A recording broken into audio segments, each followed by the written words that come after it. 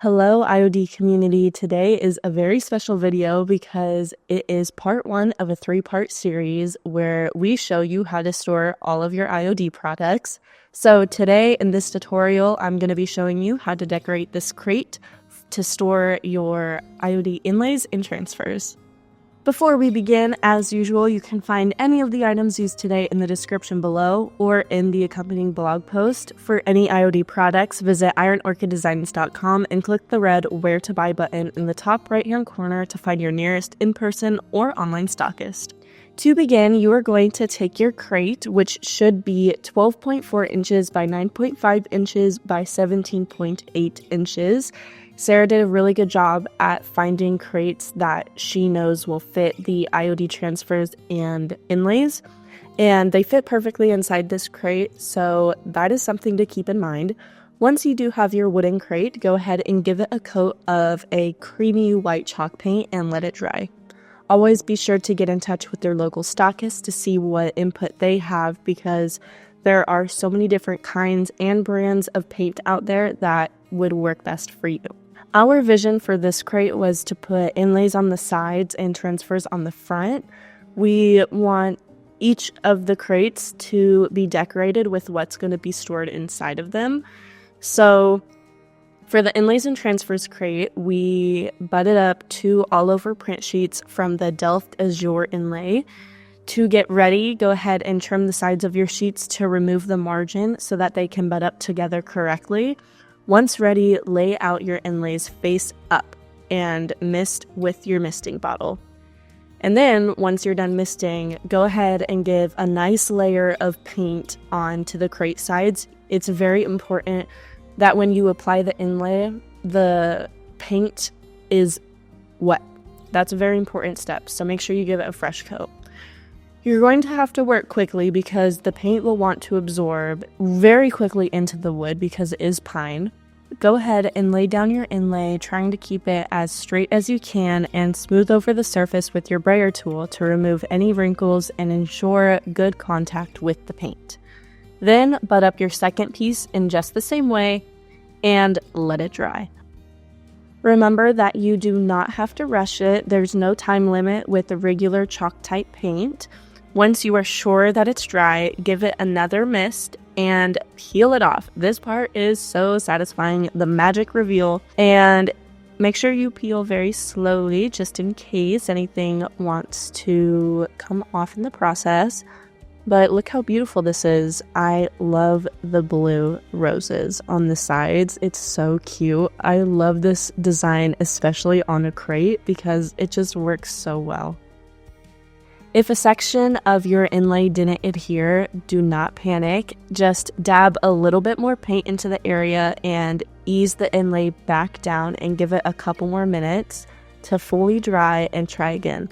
If your paint inlay, when you peel it off, if you notice that there's patches that didn't adhere, this is most likely why, because you didn't put enough paint or the paint dried too much when you were putting the inlay on the crate. Go ahead and repeat this process on the other side, and the great thing about the IOD paint inlays is that if you're not using sealer, which we did not here, you can use the same paint inlay sheet a second time. So you can go ahead and use the same sheet on the other side. Now we can go ahead and get started on the labels. We used resin, but if you have more time on your hands, you can absolutely use air dry clay. If you are using resin, go ahead and use a 1-to-1 ratio, measuring by volume, and do not forget to wear gloves because resin safety is very important. Go ahead and pour enough for your chosen labels and let it cure. We did 2, one for the word inlays and one for the word transfers. Go ahead and demold them and use the same cream chalk paint and paint them completely and then set aside to dry. So for the front of the crate, we are using transfers. Go ahead and apply a layer of sealer. We used General Finishes Flat Out Flat, but check with your stockist to make sure that you understand what they recommend, because there are so many different kinds and brands of sealer out there. The reason we use sealer before we apply the transfers is because it gives it a much easier time adhering. Make sure you let the sealer dry thoroughly before you begin. For the transfers, we chose the Painterly Florals transfer, and we layered the leaves and sunflowers around the edges of the front. Make sure you work slowly and think hard about your composition. This is what takes Sarah and I the longest time when we are working with transfers, is just figuring out the composition, because there is a lot of layering to consider when it comes to transfers, and because of that, it's probably going to take you the longest time compared to actually applying them.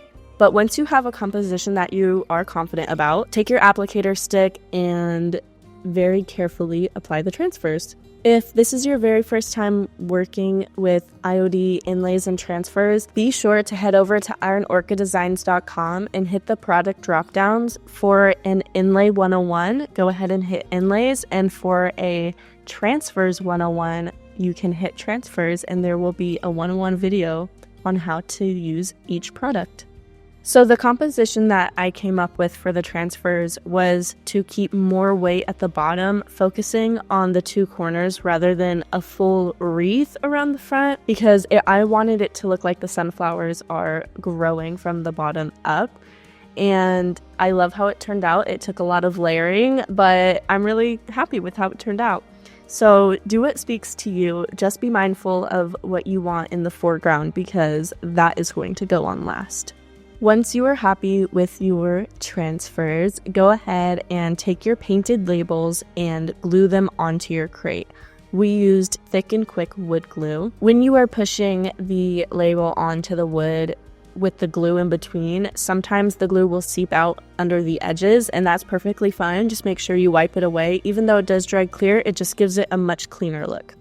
Now it's time for stamping. We took the smallest font from the Apothecary label set and our IOD black ink. You can use the provided plastic carrier sheet, or like we did, cut up a thin mount for the grid lines to help keep our letters straight. However, make sure you commit and do your very best to keep from shifting. This is the number one rule about stamping in my book. Never shift. It's better to be crooked or be a little bit offset than to shift, because then it's going to smear. And go ahead and repeat for your second label. Once you are happy with how your crate turned out, there are obviously holes at the bottom of the crate that will cause your transfers and inlays to fall through. So to fix that, we have different options. You can buy a sheet of plastic poster board and cut it to size, and this will give you a solid bottom where they can't make an escape. Or you can get one of those baking tray organizers. And just like that, part 1 is complete. Your very first crate for inlays and transfers is done. Thank you so much for joining us today. We hope this project inspired you to make something beautiful for your home that you can be proud of.